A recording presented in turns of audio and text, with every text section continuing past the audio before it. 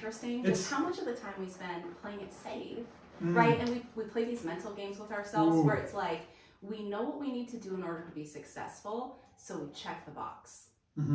But we know that checking the box isn't the whole thing, right? It's not actually what's going to bring the success. It's not actually what's going to get the results or even serve people. All right, hello and welcome to Conversations. Today we're talking to Debie Rameriez, and we are talking about something that's really kind of hard to put into a topic window, but a way that I'm saying it is how to be a good employee for yourself. Yeah, that is so well said. That's kind of a bit of a decent thing, but you said, and I haven't even heard this story yet, so I'm excited. I'm leaning into it. You said that somebody came to your door, and something about that interaction was worth bringing to this conversation. So tell me about this. I've been dying to hear about this. Tell me about the story. Yeah, absolutely. Well, I think it was actually this past week, I had a door knocker, and I live in a neighborhood where we have lots of people who are coming by doing door knocking. And had, I was in the middle of things, the dogs are going crazy. So I go open the door, literally have a dog in both hands. I'm like, hi. And it's this young guy who was there, and was, kind of well represented, but, he, asks about washing one of my cars. And I'm like, and I think he introduced himself, I was like, yeah, I'm in the middle of work, right now, but if you can give me some info. And, so he pressed a little bit and asked some questions. I said, well, I'd actually like some information. I said, I can't talk right now, but I actually would like some information. So got his info and looked him up, ended up giving him a call back just because I love helping out, young entrepreneurs and whatnot. So it turns out he's doing auto detailing. He has a business called, I think it's called, wait, let me take a look. Driveway Detailers 509. So Mario Ortega. And it turns out he's just gotten it started. So as I called him and talked with him for a little bit, just vet him a little bit, he says that he has gotten started. He's trying to go and offer these free car washes in exchange for videoing it for his Instagram. And totally makes sense. I'm like, okay, now that I get what you're doing, happy to help out, and yeah, sure, I'll take a free car wash. No kidding. So I had him come back, and as we're chatting, I asked him, so what's your plan and how are you doing this? And he said that he had a little bit of help, a friend who gave him this idea, gets started, gets launched into it, and pretty soon he quits his day job. And I was like, whoa. I was like, so are you at the point, are you profitable at this point? Are you at least cash flowing to the point that you're able to take an owner's draw and, kind of self-sustain? And he's like, nope, not yet, But he says, he's got some runway and he's kind of got a plan. So I said, well, tell me something. How much of the time do you spend doing door knocking? He goes, Monday through Friday, if I don't have something lined up, I do it for 8 hours a day. Wow. Yeah. Wow. And that super impressed me because, and for somebody to go out and do that on a regular basis and basically make it their job, that's not easy. No matter how much you love people, that does not mean you're not shaking like a leaf. Second guessing yourself, taking all the blows and the rejections, and you get a lot of those. And that story really impressed me. And I asked him, how do you do that? And he said, well, I really like people. I just try to get myself in a space where I'm listening to people, I'm getting to know people, I'm asking for their stories. And when I have time and I'm not, in a hurry to get through a whole bunch, then I'll take my time and listen. Interesting. I thought that was so cool, just his mindset, but how he basically put himself in a position where he had to do it. Yeah. Now, this is good. There's two different things that come to my mind. One is a conversation that I had recently with a coach, and he was frustrated at his own lack of growth in terms of getting new clients. And I resonated with that because it's, there's something we all resonate with. It's like, and something that you said even just before we got this started, as far as there's all the things that I could be doing. Right. And those things tend to push out the things that we need to do, door knock for 8 hours a day. So the people that are in, and this is for our audience, if have been in business for a while and you're all of a sudden struggling, but also for anybody that's just getting started. There is, and I don't know any other way to say it other than a hunger meter. And on one side, at the top of it, you're comfortable. And down at the bottom, you're almost dying from starvation. And the closer we get to comfortable, the more comfortable we get, the less likely we are, like any one of us, myself included, I could go out and door knock for 8 hours a day. Yep. I could do it. Yeah, it's okay. But I don't feel like it. Yep. That's a huge one, but I have to go do this errand. I have to run this appointment. Yes. I have to, and all of these things that are important, yep, or at least have value, creep in and keep us from doing the grind. Yes. And then the flip side of it is also like, if all you ever do is the grind, yeah, you just door it, like your example. Right. If he was out door knocking and you called or texted him and he didn't respond. Right. Right. Or, and this is the other one that I've been thinking about a lot lately, and I personally need to wrap my head around this. If he collects your phone number but never calls you back. Yep. And that's the one I know I get in my head, and I've noticed how many people that I've given and I do it as a test a lot of times. Mm-hmm. I meet someone at a networking event, they're dressed well, they're all put together, and I intentionally don't get their information. Yeah. I just give them mine. Yep. And see whether they actually, and they never follow up. Isn't that interesting? Just how much of the time we spend playing it safe, right? And we play these mental games with ourselves where it's like, we know what we need to do in order to be successful, so we check the box. Mm-hmm. But we know that checking the box isn't the whole thing, right? It's not actually what's going to bring the success. It's not actually what's going to get the results or even serve people. Right. You know, if that's our end goal. Right. If we truly have a product or service that we are convinced is going to help people, which if we don't, then what are we doing selling it? Right. Right? For our own business or for our sales job, whichever that is. So if we truly believe that, our end goal is really to get them, if we've gone through a vetting process and we know that we're convinced as best as we can that this really is going to help them, then our end goal should be to have them engage with us and to help them start changing their life, no matter how big or tiny of a way that is, right? Yeah. But then when it comes down to it, because I so resonate with that, you know, just getting in our head, we get in our head and we go, okay, well, I'll check the boxes so that by the end of the day I can go, oh, okay, I did the thing. Yeah. But then we go to the end of our week, the end of the month, whatever that cycle is, and we go, oh, I'm not getting results. Why is that? And then we let ourselves sit in kind of this disgruntled, resentful space of like, oh, I'm never going to be successful because look, I'm doing all the things and it's not working. In the back of our mind, we know that's not true. Yeah. But we let ourselves sit there because it's more comfortable than actually, and by we, I'm saying me. Right. I'm not saying, oh, I've got this all figured out, you know, I'm here to solve problems. That is the struggle. No, and honestly, what you just said there is one of the things that's super important to me about these conversations as well as the table conversation that we have is let's take the guard down a little bit. Let's be vulnerable. Let's be honest. This is something that I struggle with. And, you know, I have heard from a lot of people that that's helpful. Like you get to see, on last Friday, we were talking with Val was at the table with, you know, the different, several people. I've talked to several people after the show that are like, like Val is one of those guys that I just like put on a pedestal, and he was, you know, super vulnerable about stuff he's dealing with. And it's like, man, we need to hear that from our heroes, from our, you know, the people that we're like, oh, they're untouchable. It's like, no, we're all in this together. We're all dealing with it. Something that I'm curious, I wanted to get your take on this because I'm very big on rhythm. Yep. Right. Everything, we can break it down into a rhythm. And on one side of a rhythm is the opposite almost of the other side. And in the middle is like truth or balance. Sure. And it's usually a tension between two things. And it's very paradoxical that it's like, well, this is true and this is true, but they can't both be true, but they are both true. So in this one, right, on the one hand, you have the behavior. Yeah. The actual, and I think you're calling that check the box, like door knocking. Like you just have to go do it. You have to pick up the phone and call that past client. You have to drive to, you go to the networking meeting, whatever it is, like you have to check the box. You have to actually do it. Yep. And on the other side of it is doing it well or doing it, showing up, being present.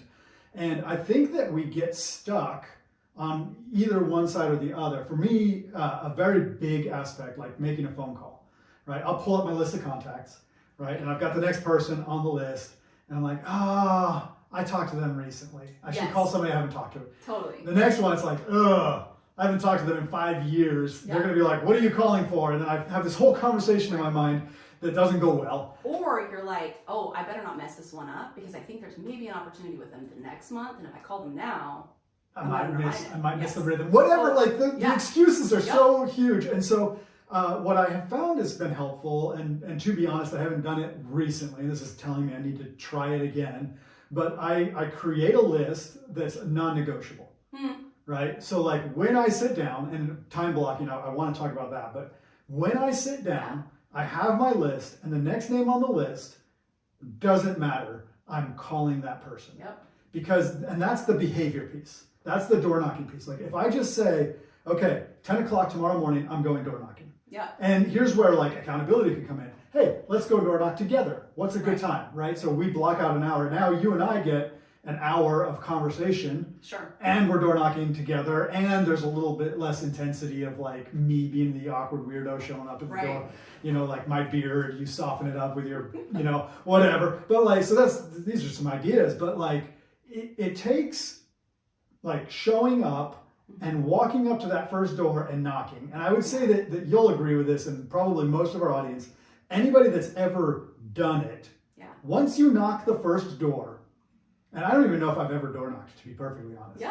I think I have, but in like a different context, in a different world, at a different time. But like once you do the first thing, once you make the first call, once you, whatever that is, all of a sudden you get into flow state and you're good. You're just, golden. Totally.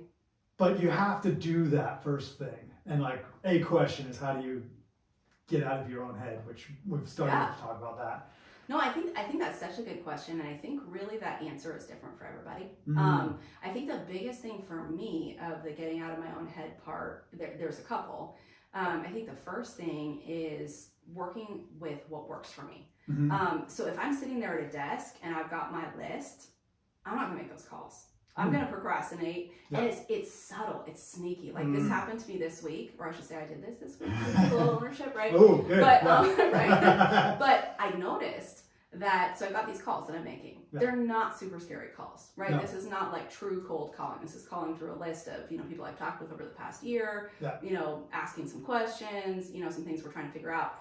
But still, same thing. Anytime I have a list, I get excited about my list, and then the next day when I start to go call them, I have 5 reasons why I can't. And this is what happened this week, is I have all these really important things that I need to get to. Are they truly urgent? Well, maybe. They're getting more urgent. Yeah, some of those priorities, right? Like when you go, okay, what are the priorities? Well, I do business advising. That's about a quarter of my time. About 3/4 of it is outreach, time in the community, business development. So with that, there are other priorities, such as I get a referral. My top priority has to be to call that person because that honors the referral. It honors their reputation, the referral that they pass me. I get a proposal that I have to write and send out to somebody. Now that one's a little bit more dicey, right? Should I make these calls that I know is the thing that's going to move the needle forward on the project long term and make sure that my pipeline is full for the next couple of weeks? Or do I write the proposal and get it out to them in a timely manner so that they can get it to their, decision makers and start working through that decision? That's a really tough one, right? So I think really, we can talk about that later, of how do you make those decisions and the priorities, but really I think what it comes down to of how do you get started is getting out of my own way. There's a little part of me that's like, I've got an inner toddler self. And if I just ignore that and I'm just going to make myself do the thing all the time, I can do that once, but I'm not going to do it the next day because that was scary and hard. Right. So sometimes for me, I make calls best when I'm driving. I make calls best when I'm, outside. I'm pacing the back porch, I'm in the yard gardening. And I will literally is it a little less professional? Maybe, but at the same time I'm doing it. So that's the one thing is just, find what works for you. Is it less efficient? Sure. Are you going to have to schedule a time if they say yes to, having a longer conversation? Yep. But if it makes you do the thing, that the other thing that I've been finding, I've been reading an awesome book that is by Mel Robbins. You may have heard of it, The 5-Second Rule. I think I have, yes. So that one was recommended to me a couple of years ago. And I've thought about it and thought about it and thought about it. Finally, I was like, okay, I just need to read that book. Yeah. And it's literally as simple as count down to 5. Okay. And then make yourself do it. Yes, that's right? Melissa told me about it. Yes. Yeah. So it's basically, you know, this person who was finding that she was procrastinating her whole life, hitting snooze, all these things. And finally realized she had this epiphany when she saw on TV this blast off. It was literally like a rocket blasting off in his face, and they were counting down 5, 4, 3, 2, 1. And she was like, oh my gosh. So she started doing it 5, 4, 3, 2, 1, do the thing. 5, 4, 3, 2, 1, do the thing. 5, 4, 3, 2, 1, do the thing. And she goes into talking about all the reasons why, such as if you go 1, 2, 3, 4, 5. The next thing is 6, right? As opposed to 5, 4, 3, 2, 1. The next thing is blast off, right? And we all know that from the time we were a kid. So I've been trying to put that into practice, and even times where there's just this part of me that self-sabotages. Mm-hmm. You know, I'm reading this book, I'm not applying it. I'm like, wait a second, that makes no sense. Right. You know, so sitting there with a phone, is it okay to take a moment to think through, a little bit of a not a script really, but more of a framework, right? Sure. Yeah. But then what happens? That instant that I hesitate, I'm literally telling my brain, I'm putting my brain into another state. So it is really important for me, the instant that I go, okay, good, 5, 4, 3, 2, 1 call. And I think that part to me, the key part that I have to make peace with is the outcome. Mm-hmm. It's not about outcome. And this is something I've known. This is something that Jesse, who's our CEO, and Jesse Johnson, our CEO and, kind of lead advisor, has, I've learned from him, and I know, but that part of applying it, of just going, it's not about outcomes, it's about numbers. Mm. Not because you don't care about the individuals, you care deeply about the individuals, but it's a third, a third, a third. Yeah. That's always how it's going to work out. It may be like 2/3 for a very long time, and then, you start to get the results, but the numbers will always play out, a third, a third, a third. And so it's just about getting more volume.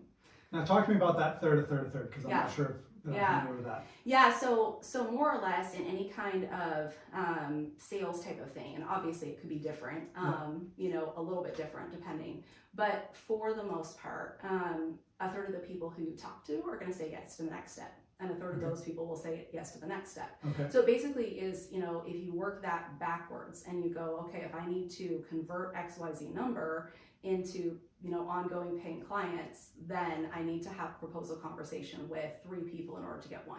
Yeah. And I need to have a discovery conversation with 3 people in order to get 1 proposal conversation. So 9 to get 3 to get 1. So when you do those numbers, you better be making a lot of calls. Yeah. Or going out and meeting a lot of people and having a lot of coffee meetings, you know? Well, and that's a great way to visualize that. I've seen it visualized a lot of different ways, but having the visual and knowing just what you need to do in order to get to a certain, I think that helps, where it's like, okay, I'm committed to making 27 phone calls a day. Yeah. In that particular number. And it can vary and all that stuff. Something that you were saying really resonated, something that in fact, it was just this morning I was thinking about it. I was walking into a meeting, and when we have a meeting, meeting starts at 12. Now we all have, some of us are 5 minutes early to everything. Some of us are 5 minutes late to everything. Yeah, I'm not in the 5 minutes early club, in case you were wondering. Fair enough. And I was actually late to this meeting. Yep. And we won't get into that, but that's very rare for me. I do not like that. It's personal stuff that I probably need to work through, trauma as a child, whatever. But when we have, this is when it's happening. Yeah. For the most part, we show up. Yes. And I know that there's a bell curve, where there's some people that they don't have a problem canceling at the last minute. And then there's other people that maybe paranoid will never cancel. They'll show up with, IV hooked up to them. They're just that committed. But in the middle, for the most part, if we have something scheduled, and the thing that I was thinking about it in relationship to is the Friday thing that this is all a part of. Yeah. I have set that as a rhythm for me. It's non-negotiable. Yeah. I have to be there. Yep. And if I'm going to be out of town or something, we'll plan for it, but I have to be there. Yeah. And so public speaking or whatever events, when we put something on the calendar that it's this is the expectation, and then we add in accountability. Yeah.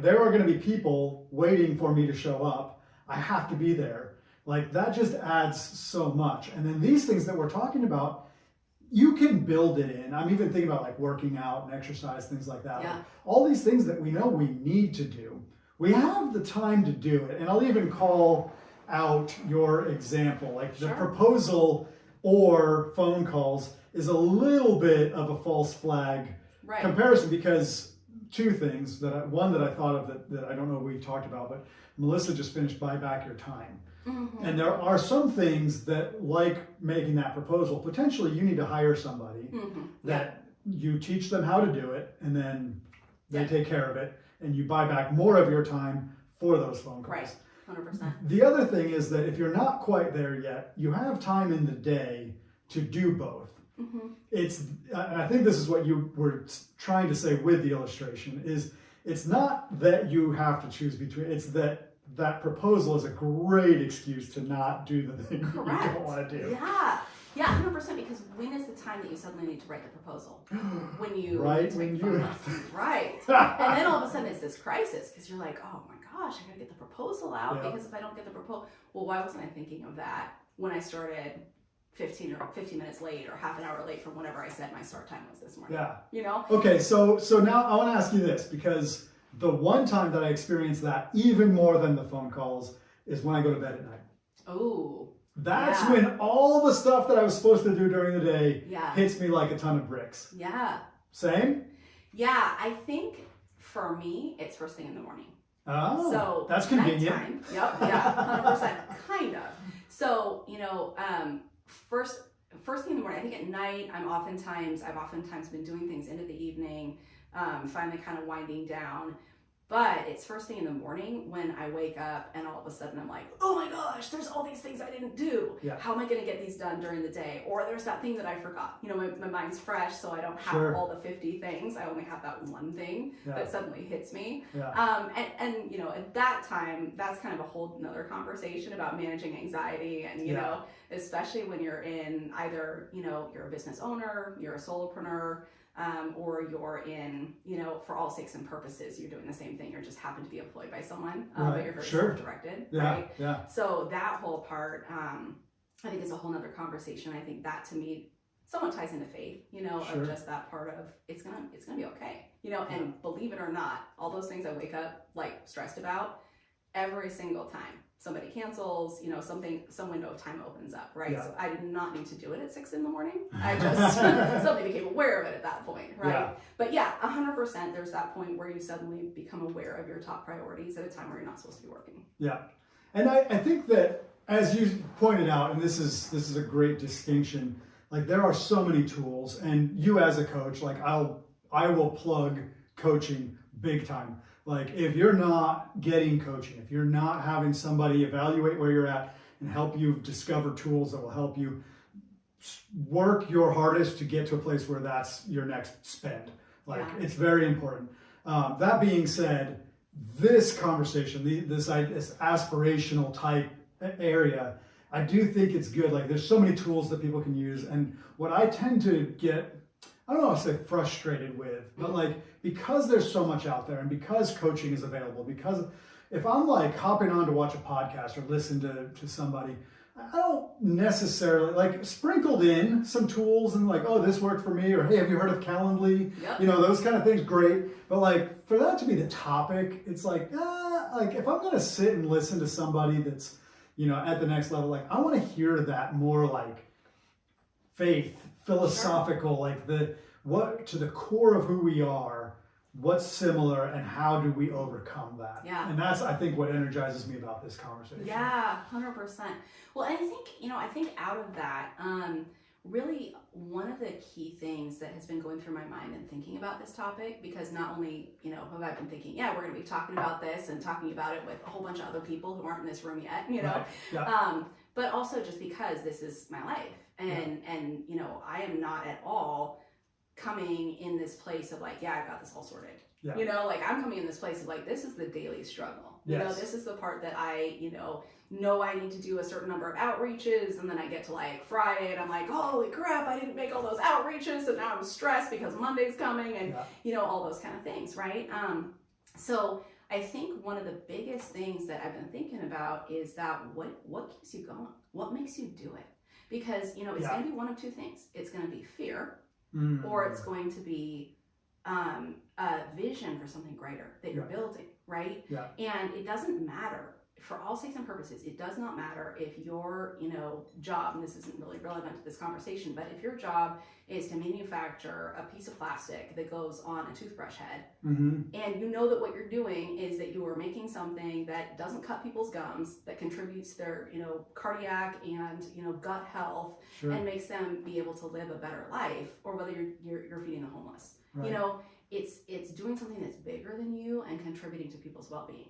And I think that's something I've really been working on is, is it healthy to have a little fear factor? Well, maybe a little, that can be accountability. That can be like, oh, I'm gonna have to have that conversation, which, is that part like you were talking about, having a coach, having an accountability partner, having somebody who, and even just internally on our team, we coach with each other, as well as other people. But, that kind of thing, there is something that's healthy for, like Mario, our first example, right? The conversation that he and I had was the phrase burn the ships. He burned his ships. Yeah. He's like, if I don't go out and do this, I've got no other option, right? And he put himself in that position. Yeah. So is that effective? Yeah, I think there's a place for that. But then the other part is still, even if that's the case, what could I do? Well, I could just go crawl back in bed and pull my covers over my head and go, all right, fine, the ships are burning. Like, I've got nothing. I'm going to go to the edge of the island, sit there, on the shore and starve to death because I cannot go make myself do it. There has to be that greater than you part, and I think that's the place that I've really been trying to get to is, do I truly believe that what we're doing can change lives? Yeah. I've seen the businesses that get to the 2-3 year mark. I've seen the places that I go, I should drop in there, and I come back later and they're gone. They shuttered their doors. Wow. Like there was no answer.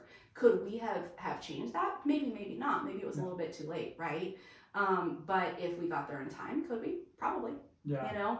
And things like that, where you go, this is the difference between somebody slogging along for the next 10 years in the same spot, stuck, versus somebody making that at 2 or 3 years and, getting clear on their vision, getting clear on where they're headed, getting clear on the structure and what they need to do to get there, and then getting the accountability and support that they need to do it, and going and lighting things up and making their vision come to life, So what I've really been working on is, when I drive down the hill to go out and do my meetings, or, I get on the phone, is thinking through, what is the purpose? What am I doing here? What is the vision that I'm bringing to life and making happen? And really just shifting into a service mindset. And it's very conscious. It's very much, it's become more natural, but it's very conscious of like, okay, I'm going out to serve. Okay, I'm going out to serve. Okay, I'm going out to serve, you know? No, that's so good. The thought that comes to me with that, and this is like a different vernacular, but the same premise is this idea about public speaking that I heard recently. Did I share this with you? No, but I'm tracking it. I feel like I've maybe even shared it on a Friday, but and it's I think his name is Debie Rameriez, public speaking coach. Like he helps people do public speaking, and he's phenomenal. I follow him on Instagram. He talks about your vocal range and like dynamic, all these things that I'm like, that's great. Every video that I watch, I'm like, I literally don't know anything about public speaking. Like, this is incredible. And so anyway, all good stuff. But one thing that he said that just keeps resonating with me, and I think it lands in so many other things, especially this, is exactly what you just said. If you get up on stage and your focus is you, how do I look? How do I sound? Like even just me, that transition, I just got quieter. Yeah. I just got more self-conscious. And like you even maybe get a little bit nervous. Yeah. And like I'm thinking about now you're looking at me weird. Why are you looking at me weird? What am I doing wrong? Like and then now you have like, lots of eyeballs looking at you. And you're so same, you're hopping on the phone and you're thinking about how are they going to perceive me? Yeah. Of course you're going to freak out. Yeah. But if you're like, man, how, like you shift that mindset, like what do I have to offer to this person? Yeah. And then I love what you said about that, like, the toothbrush manufacturer, but whatever it is, like me with real estate, right? Like how is that? Like I have to get to the place where I truly believe that what I'm offering is worth something. Yeah. Right. And I got into real estate because of that. I have done real estate because of that, But when my mindset shifts to the bills that I have to pay or the whatever issue that I need money for, and it's like, oh, I just need to get a sale. Like, I've been doing this long enough that you wouldn't think that my mindset would shift to that, but it's ridiculously easy. Yeah. And then all of a sudden, that's what you're thinking about. And that's why, at the beginning of this, I said, it doesn't matter if you're brand new, you're Mario knocking on doors for the first time, or you've been doing it for 10 years, 20 years. Like, it's something that we're all tempted to fall into. Yeah. And I would argue that most of us are aware of these things to some extent, but finding something, and that's why podcasts are great. Yeah. That's why, subscriptions to daily affirmations or things like that. Something that, again, behavior, just turn on the podcast. Mm-hmm. Just turn on, fire up Spotify and turn on that one track. Yeah. Whatever it is that allows you. Og Mandino has a great book, The Greatest Salesman in the World. And there's a whole rhythm and ritual to it. And it's like, if you get into the discipline and you I'm going to just read the thing. An example for me that I haven't been doing, but I should probably get back into is the treadmill. Yeah. The idea of running on the treadmill is awful to me. I hate the idea of it. What I've discovered is that if I will go out to the gym, turn on the treadmill at a very slow pace and just start walking, I have no problem doing that. Yeah. I'll go for a little walk, no problem. Once I'm on the treadmill and I see all the numbers and little buttons and all that stuff, I'm going to be like, oh, I could go a little faster. Yeah. Oh, I could, all of a sudden, I'm feeling pretty good. I'm going to, a new word I just discovered, pump cover.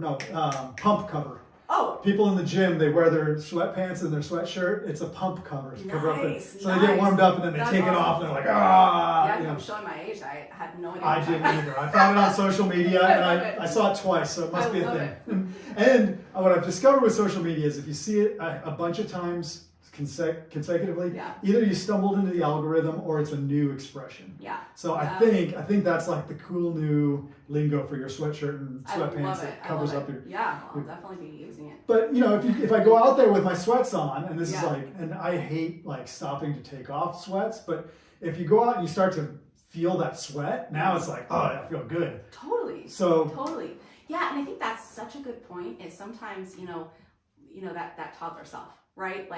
We can force ourselves to do things once, maybe twice. We cannot spend our life forcing ourselves to do things. We will, and that's something, I learned, one of my colleagues, Carrie Maldonado, so she's our advisor who is just a guru when it comes to, people strategy, basically how to engage employees and to get them rowing the same direction. When it comes to leadership, how do you get leadership engaged? How do you get, teams united, right? And one of the things her background is in organizational behavior management and neuropsychology. And that is some powerful stuff. One of the things that she talks about getting yourself to a place, and you're probably familiar with this, but where, you're dipping your toes into discomfort, but you're not just jumping in on a regular basis. Because if you do that, you'll do it once, maybe twice. You will not keep doing it. Sure. Nobody can do that on a sustained way. But if you get to a point where you're making a lifestyle of dipping your toes into discomfort, that's kind of your sweet spot. That's your growth zone, right? And actually, there's a lot of science that she was talking about recently of a specific part of your brain that people are probably pretty familiar with. I'm blanking on the term right now, but with cold plunging. So because of that, people have started to become aware of this, but there's actually a part of your brain that you can make grow by doing hard things, right? Yes. So it's this principle of do something hard every day, and that's not new, but it's that how do you kind of find that sweet zone where you're dipping your toes into the discomfort and pressing into it, but you're not pushing yourself so hard that you'll never do it again. You know? And I think that part is really a great conversation around when it comes to the needle movers for your business, what is going to get you to the point where you start making the calls, where you get onto the treadmill, where you, whatever it is that you have to do.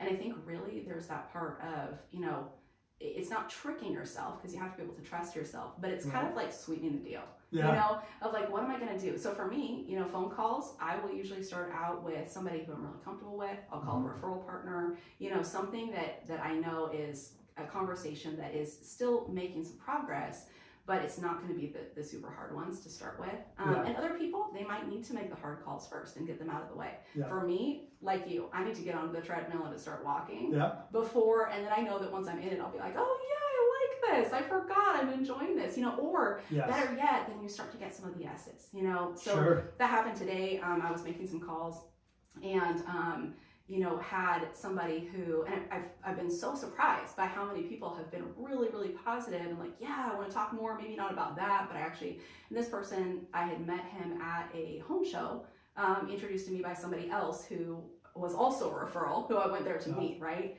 And I called him up today and he was like, oh yeah, I actually am really interested in that, but I also had meant to call you about, your recruiting services. I'm about to go through some major growth and I need to make sure I have a good team that's the right culture fit in place before that, so I'm not just taking on anybody. And I've been meaning to call you for like months, and I just haven't gotten around to it. I'm so glad you called. And I'm like, oh my gosh, that is so cool. That is so worth it, right? Yeah. But it's like I would not have gotten to that if I hadn't gotten started. Right. And how did I get started? It's making a couple of the easier calls. Yeah, I think that's really good.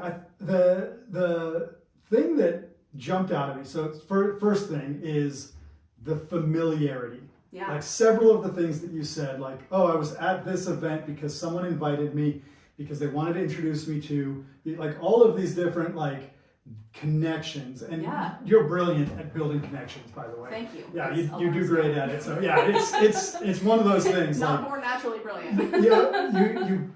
you work towards it. It's a practice. You get good at it. And I want to acknowledge, like, you do a great job at that. Well, thank you. And I think that there's an aspect of that I think for you and I, there's an enjoyment in that. So it might not fit everybody, but because the other thing that you said that I'm like, man, get in your own head about this, and usually we're like, get out of your head, but like, psychologically, what brings you enjoyment?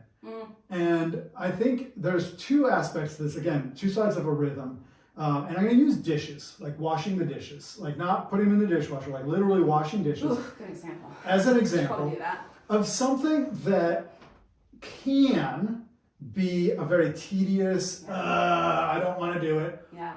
Or you shift your mindset a little bit and say, oh, this is a chance for me to unplug my brain, do something that is relatively mindless, let my mind wander, kind of like shower thoughts, but without actually having to take a shower, or driving, but without having to go somewhere. Like I just disconnect, and it's just, and all of a sudden, like getting to do the dishes is a thing.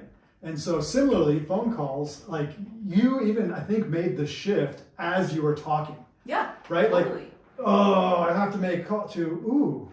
Yeah. And I've had this experience where I get off the phone with somebody, and I'm like, that felt so good. Why don't I do this more often? Right, 100%. Or even like the thought that goes through my mind, oh, I like this, I forgot. Yeah, yeah. And so I do think there's an interesting balance there. But what I wanted to highlight is, and this is like one of those tips that we're weaving in, and I'll probably do this after this conversation. Literally sit down with a yellow pad of paper, white if you have white, the color doesn't matter. Sit down with a pad of paper and a pen and just think about your people, your connections. Who do I know? And in the context of like, who would I want to talk to? Right? And like, even as I'm saying it immediately, like John Palladino, shout out to you if you're listening, like comes to mind. That's somebody, like write it down. Yeah. And then, and this is like, I'm a big technology fan. I'm a big anti-paper fan. Like I'm not, keep this, what's the word for the tactile? Like tactile, Keep this tactile. Don't do this on your phone. Don't do it on your computer. Yeah. Caveat, do it on your computer if that's the only way I'm going to get you to do it. And I might do it but like there's something about disconnecting, unplugging, and write down. So John Palladino came to mind. He's a neighbor. He lives nearby. I run into him at school when we're dropping kids off. So now, okay, my brain's in the old neighborhood, my brain's school people. Oh, what was the name of that one guy that I connected with, but we never reconnected? If I can't get to his name, move on. Okay, who else? Okay, the neighbor, I actually just texted him this morning, Jim, because I saw him. He ran across the street to give his kid a hug. So like, so now I'm thinking about Jim. Oh, Jim's a doctor. I know this other doctor. So let your brain do what it does naturally. and look for those connections that are like, that was a solid connection. Yeah. And just write them down. And now you have your list. And now you, the version of you that is connected and just enjoys all of that stuff, that's who I'm trusting. Yeah. When I get to my phone, it's like, okay, Jim Eaton, why is Jim Eaton on the phone? It doesn't matter. He's on the list. Yep. There's his phone number. And, and typically there will be a story. And like, that's that like 5, 4, 3, 2, 1. Yep. Why am I calling? Okay, it's Jim. Okay. Yep. Call Jim. Totally. And I think update for the modern world, I do think in some contexts a text is okay. Yeah. Hey, saw you this morning, thinking about you, what's up? I think that gets a better response sometimes than like, I'm in the middle of my day. Debbie, why is Debbie calling me? Right. I've got 5 and you and I have enough of a relationship that I can be like, hey, I've got 2 minutes, what? Totally. 100%. Yeah. But not everybody has that, so like a text and I is. think that's why starting out with those calls can be great, you know, because that you're starting with the people where you do have that relationship, right? And that way, I mean, sometimes I'll go through my referral relationships and just, Friday afternoon or whatever it is, or even starting to make calls, I'll just make a couple of those calls first and just be like, hey, how are you? Just touch base, keep the relationship alive, let them know I care. Don't have to talk business all the time, you know, and that even especially when it is a referral relationship or it is, maybe a client who is not necessarily on a regular basis, but those just outreaches can be really powerful, you know? For sure. And I totally agree with you. I think there's a place for a text and there's a place for a phone call, and that's a whole nother conversation. That totally is. Absolutely. That's a whole nother conversation. Yeah.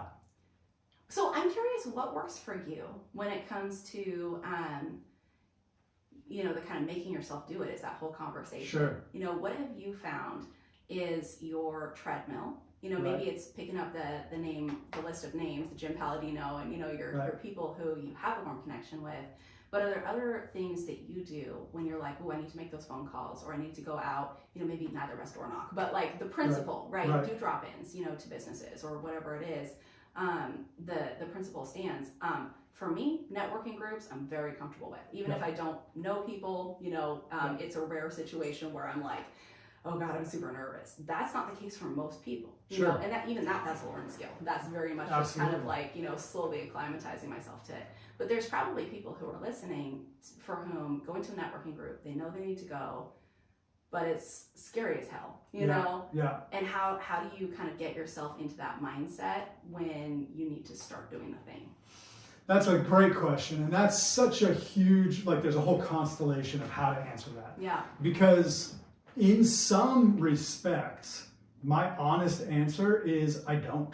Mm-hmm. Yeah. Right? There are times in my life and even recent memory, right? Where I've said to myself, I need to start doing this. Yep. And it turns out I didn't need to because I have not done it. Yep. Right? And so I would say, first of all, if that's the case, and something I was thinking about literally today, I don't remember exactly what it was, but I think there is a time and a place to say, I thought that was, here's what it is. Here's this idea that I had. Yeah. And it's just an interesting one. Yeah. If something is important to you, right, to your business, and I'm going to use $5,000, right? Let's say that I was like, okay, I need to start making phone calls, and that's worth $5,000 to me. I call my friend. So I call my friend Debbie, and I say, Debbie, I have to start making phone calls.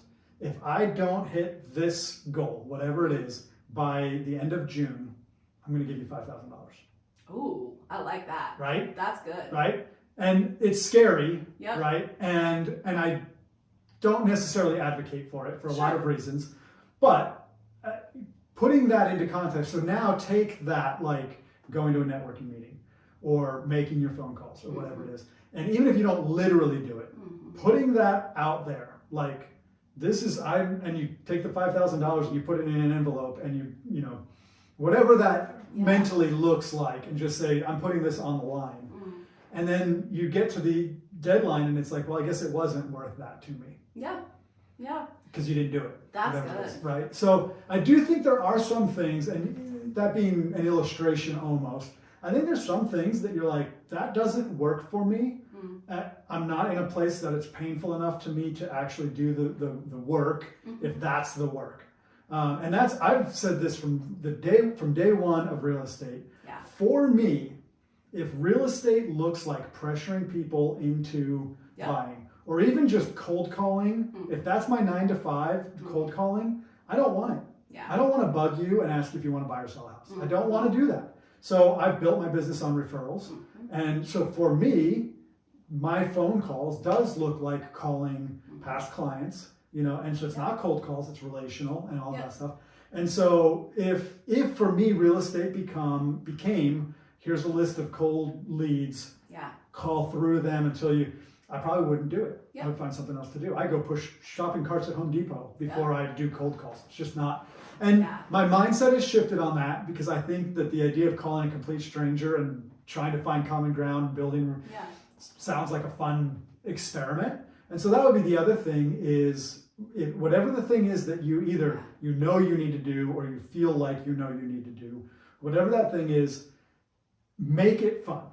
Gamify it. Yes. Turn it into something that you want to do. So if it's the dishes, if it's laundry, it's like, every time I think about, we were talking about mail. Yep. I don't sort my mail. I have tubs of mail that most of it probably just needs to be dumped in the dumpster, but the social security card, concept, inside joke, sorry, I know we shouldn't do that, but. True story. So whatever it is, try to make it fun. So networking meeting. It's funny that you say that because I brought a friend to a networking meeting once. Great guy, amazing guy. Every time I talk to him, we have a great conversation. In my mind, he's the guy that walks into a room full of people and just rocks it, right? That's my picture. He's a big guy, he's confident, all the things. We show up, I think I'd gotten there before him. He texted me, let me know he was there. So I went out to the door and we get 20 feet from the door where people are and he stops like he hit a wall. And he looked like he had seen a ghost. Yeah. And he was like, there was no way, he's like, he couldn't even. And so I was like, hey, totally fine. So he turned around and walked out like there was no way he was going to. And so, there are things, and I would say even that, if it terrifies you to that level, that's like you talking about dipping your toe or jumping in. Right. That's a jumping in to a raging river and you've never swam. Swam. Yeah, I think you had never swum or you never swam. I'll take your word for it. Perfect pause, I love it. Sure. So that, and so I think that there are those things that if that's where you're at, there's a million other ways to prospect. Yeah. So don't do that one. 100%. I think that is so key. And that's the part of really knowing yourself. What is getting yourself, what is pressing yourself, or pressing into that thing and challenging yourself versus, terrifying yourself. Right. And I think that is such a big part of that I hear Carrie talk about, is that part of okay, well, maybe if that is such a big deal and it's such a big hang up, what's another way to do that? Cami, one of our other coaches, she talks about that as well. Of kind of okay, well, why don't you not do that? Why don't you do it a different way? And I think there is a time and a place. I think part of it is can anyone grow into anything? Yeah. If it's worth enough to you, you'll do it. Right. Yeah. But are there other ways to do that? And I think that's really what you were talking about, having another set of eyes. Especially people who know the area, the industry, this stage of business that you're at, whatever it is, can be so helpful. Oh, yeah. But that part of just going and knowing you, we use a psychometric evaluation that, we use to really kind of dial into what are your core strengths. And it's that part of if you're a business owner and you have employees or you have the ability to hire a VA, $5 an hour, like you were talking about, right? Maybe there are some things that you should be offloading that are just not, can you do it? Yes. If you're the solopreneur, if you're the startup, oftentimes you're going to be doing those things, for a while to come. Yeah. But when it comes to what are the things that you can offload in order to center yourself into your strengths, because your business, your company, your network, whatever it is needs you in your strengths, right? Yes. And that part of it's not being selfish, it's not being, a wimp, not to do the hard things. You'll do the hard things. Sure. If it's worth enough to you for your business and for the thing that you're, giving of yourself into the world, your product, your service, you'll do it. Yeah. But are there other ways on a daily basis that don't just put you in the hard zone all the time? Now, on the flip side of that, when there are the things that are like, yeah, that is within my, Jesse did a profile on me. Yeah. My profile is Rainmaker, right? Okay, so I'm that person who's supposed to be able to kind of go out and light it up, start a movement, rally the masses, right? Yes. And there's areas where I know the first time we sat down, he showed it to me. He's like, so you're shrink wrapping. Why are you doing that? And I'm like, what shrink wrapping? He's like, you're supposed to be out here. Yeah. You're playing it safe in here. Why? Right? Yeah. And so that led to a whole conversation. There were a couple pieces in there, recent conversation on your podcast, imposter syndrome, huge part of it, right? Sure. And other pieces as well with that. But, one thing that really kind of stands out in that whole conversation is there are things that are within my profile that just have, because of my past, super scary, too difficult, and so something I've really been focusing on recently has been in the things that I know are within my wheelhouse, they're just growth zone, so am I going to do them for 8 hours a day? Like, man, so much respect to Mario, coming full circle.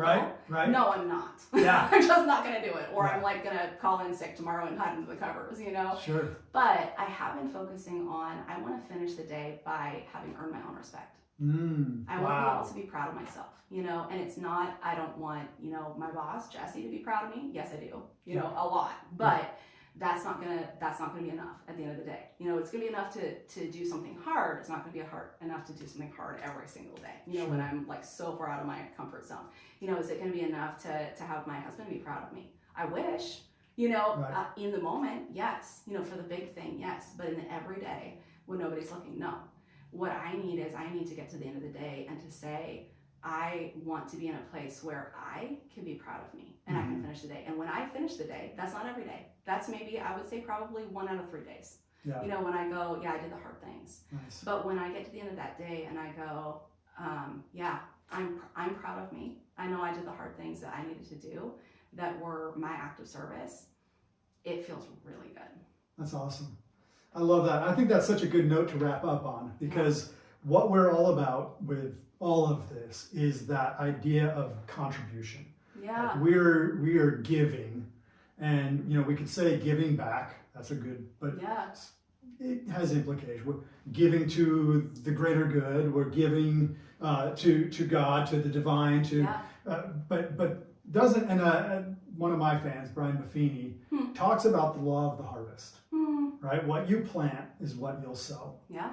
And that applies everywhere. Yeah. And so when we give, whatever that looks like, we give our best, that's what harvest, that's what comes back. Yeah. And so and this is one of the beautiful things about that, to use another example from that genre, is the contribution of the little, the least, right? Like if I have one seed to give, right? I spent all day under the covers because it was just like I couldn't people today, right? But at the end of the day, I was like, okay, but I can at least make a phone call to, and it could be like my mom, my supportive whoever, somebody that, and it's like I didn't get any business done. I didn't do.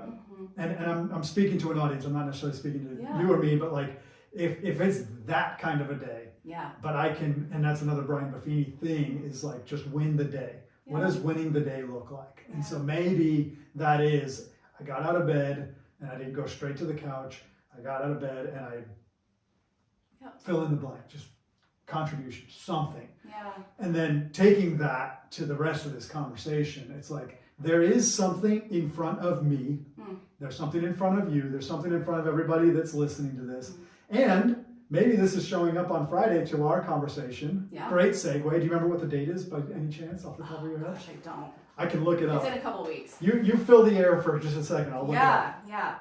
Well, I love that idea of, the contribution. And I think sometimes there are those days. To be honest, today was one of those days for me. And you showed up. I showed up. You did. I did think twice, but I showed up. I love it. And it's just that thing where it's like, I think that's so well said. Am I going to make today count? Yeah. For myself and for others. Yeah. All right. June 27th. There you go. Friday, June 27th, we will be live at Action Business Furniture. Show up if you can. Tune in live if you can't show up in person. And in the meantime, do something. Do something good. Do something. I love it. Give something. I love it. I love it. Well, thank you so much. Yeah. I really appreciate it. Appreciate you coming so out. Awesome. Yeah. I love that you put this together and, you know, just that this is your offering. It is. Cool. It is my offering. Yes. Yeah. Yes. And my guests are what make it worthwhile. Me sitting by myself wouldn't be anything. So thank you for.